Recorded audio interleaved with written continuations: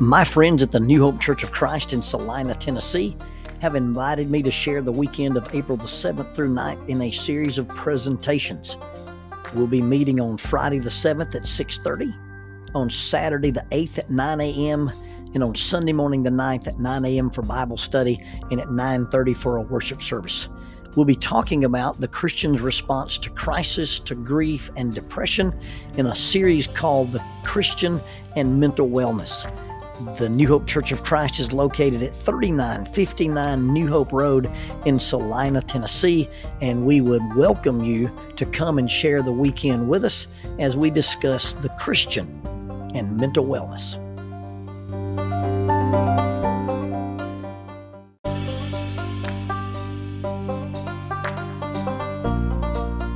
Keeping Up with Jones, the Lonnie Jones podcast adventure, is brought to you by TKM Incorporated.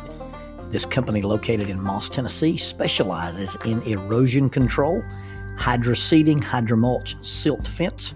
They do minor excavation work, and they also provide traffic control and construction signs. Their mission is keeping people safe. Their passion is wishing that all men could be saved. TKM stands for The King's Men. If you'd like to contact The King's Men, you can contact them at 931-243-3958, 931-243-3958, or you may email them at tkminc2001@twlakes.net. That is tkminc2001@twlakes.net. The King's Men, in partnership with Keeping Up with Jones, the Lonnie Jones podcast adventure.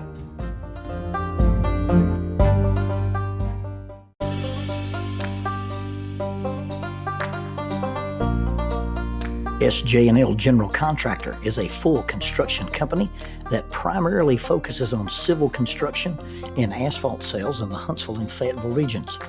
Services they provide include, but are not limited to, road construction, asphalt material, underground utilities, site work, and demolition.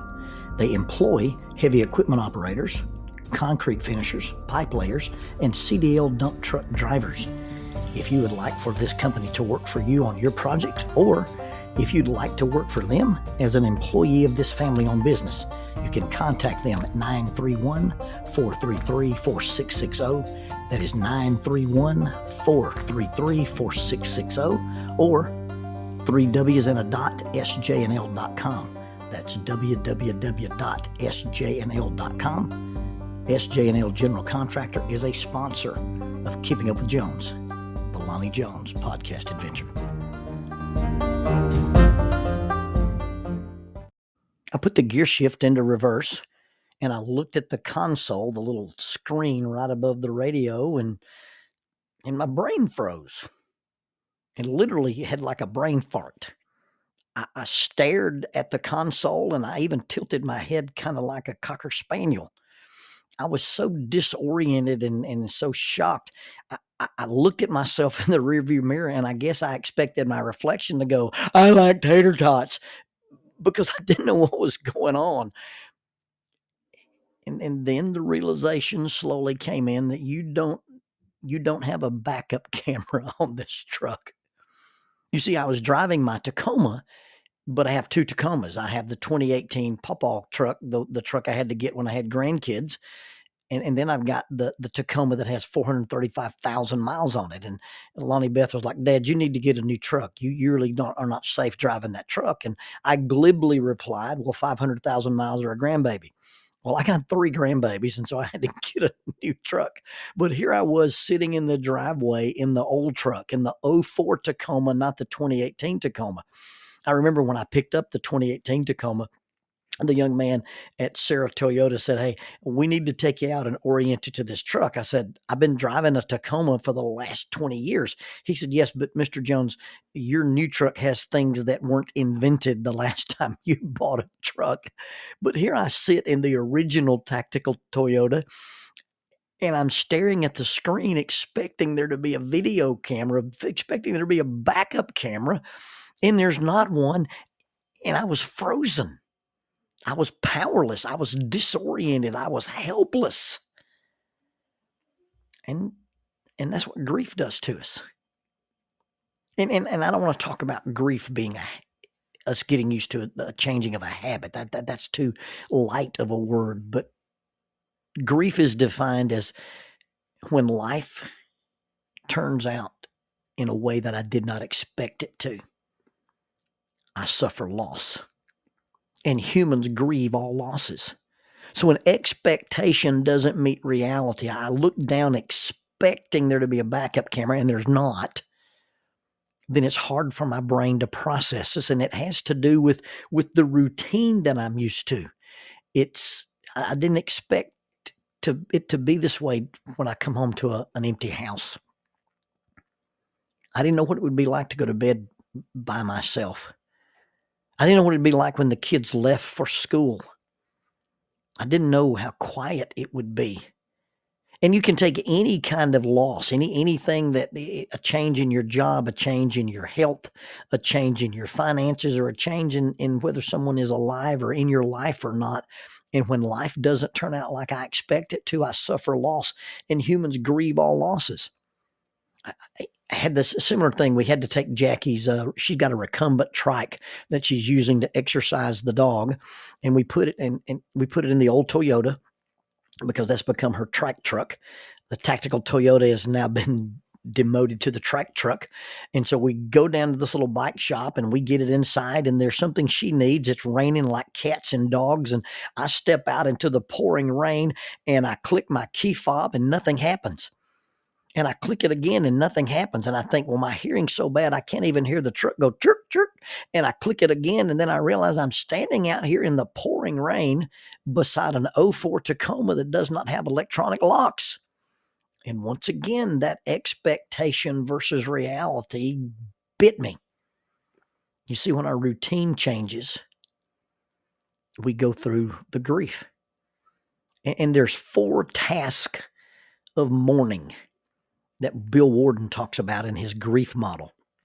The old idea of denial and anger and shock that Elizabeth Kubler-Ross wrote about.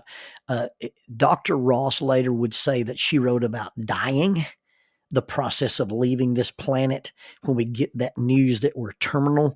And she said, I didn't write about grieving. You need a new model. And so the new model is that grief is not linear. It's not a start at point A and go to point B, point C, but it's some task that you handle, the 4 tasks of mourning. And although we have to talk about them one at a time, it's basically like having 4 legs under your chair or balancing 4 of those spinning plates that they use in the circus. The first task of mourning is to accept the reality. I'm sitting in the truck and I look down and I expect to see a backup camera and I don't, and my routine is broken. My expectation is not met. And so I freeze and I feel frustrated and I'm angry and I'm powerless and I'm disoriented. And the first thing I've got to do is accept the reality. I'm not in that truck anymore.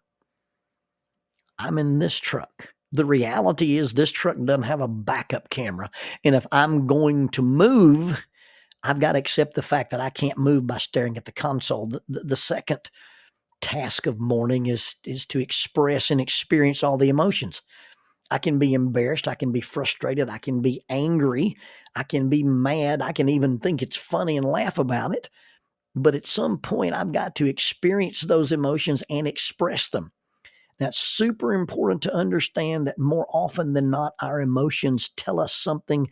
They don't tell us to do something. And our emotions tell us something about us, but they don't tell us who we are. You see, I'm not sad or despondent or grieving or angry or frustrated or depressed. I'm Lonnie. And I feel sad or angry or despondent or frustrated or depressed. But once I get a handle that my emotions more often are information and not instruction, they have nothing to do with my identity. They tell me that there's something affecting my identity. Then I have accepted the reality and I experience and express all the emotions. And then I've got to recognize and adjust to the new norm. I'm not in the 2018 truck with a backup camera. Now, I was in that truck this morning, and I may be in that truck later, but where I was and where I'm going to be has nothing to do with where I am. And if I'm going to make any progress, if I'm going to back the truck up, then I've got to look backwards and I've got to look in the mirror, but I can't sit and stare at the console. So accepting the new norm. Now, it's not about wishing things away, but it's about realizing that just because that was my routine, it's not my routine right now. And just because it could become my routine later, it's not my routine right now. I'm not in the 18 Tacoma. I'm in the 04 Tacoma. And because I'm in the 04 Tacoma, I can't look at the console and back up. I've got to look out the back window. I've got to look into the mirror. And then once that I've accepted the reality and experienced and expressed the emotions and recognized, defined, and adjusted to the new norm, then what I've got to do is I've got to reinvest my energy into moving forward. I've got to reinvest my energy into something different. Now, I guess we're backing a truck and I'm talking about moving forward. Maybe I'm just talking about movement. You can't sit in one position. You can't stay stagnant. Because oftentimes when we stay stagnant, instead of being anchored in the present, stagnation means I'm anchored in the past. I'm defining my life by what was and what's different and what has changed. And then because I can't come to the present, I can't come to the new norm, I can't move forward into the future, and therefore I don't have any movement. So this grieving process, and using this example of me being in my truck, it's not about what I see when I look at the console. It's not about the fact that I don't have a backup camera. I drove the truck for 435,000 miles without a backup camera. But the difficulty comes because of what I've conditioned myself to expect to see. I got in the truck and my conditioning, my routine, my habit says when you look down, when you put in reverse, you see this picture. That picture's not in that truck. It's never going to be in that truck. So now what am I going to do about that? And the expectation, I didn't realize it would be this hard. I didn't realize it would be this sad. I didn't realize it would take this long. And I didn't realize I would be this lonely. You see, expectations that aren't equal to reality equals grief. And at the same time, our expectations of what grief is going to feel like often doesn't match reality. And that's what we've got to adapt to. We've got to understand that since we've not experienced grief before, we've not been down this particular path, and we may have experienced a different kind of grief, but sometimes it depends on what we're grieving, whether it's a job or our health or a loved one. Grieving a parent versus grieving the loss of a spouse versus grieving the loss of a child. The things are so unimaginably different that we've never experienced it before. But one of those losses gives us expectations as to what that next loss will feel like. And our expectations of grief often don't match reality. And it's not what we expect. It's harder than we thought. It's sadder than we thought. It's longer than we thought. It's lonelier than we thought. And it's not a failure to admit it. It's not a failure to accept it. And it's not a failure to decide not to move the truck until we've come to grips with that this is harder than I thought, and sadder than I thought, and longer than I thought, and lonelier than I thought. And I'm not going to move the truck until I've looked backwards for a while, and then I look in the mirror. And that's when I orient myself to where I am and what I need to do to continue to move.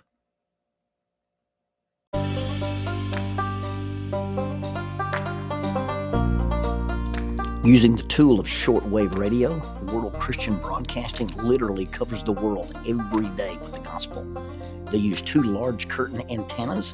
One is located in Anchor Point, Alaska, and the other in Madagascar. They send out messages that are recorded at their international home in Franklin, Tennessee. They make available 40 hours of broadcast every day. The broadcasts are made in English, Chinese, Russian, Spanish, Portuguese, Korean, English for Africa, and Arabic. They would love for your group to visit them. You can bring your ladies group, your youth group, or your men's group. Just give them a call at 615 615-371-8707, 615-371-8707, or you can go to 3Ws and a dot, worldchristian.org, find the Donate Here button, and make a financial contribution to support this work that literally covers the world every day with the gospel. World Christian Broadcasting, in cooperation with Keeping Up with Jones, the Lonnie Jones podcast adventure.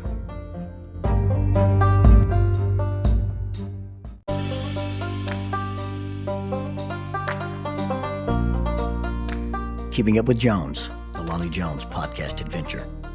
I am your host, Lonnie Jones. My wife Jackie and I moved to the city of Huntsville in 1986 for me to be a youth and family minister. I have been a minister since 1980.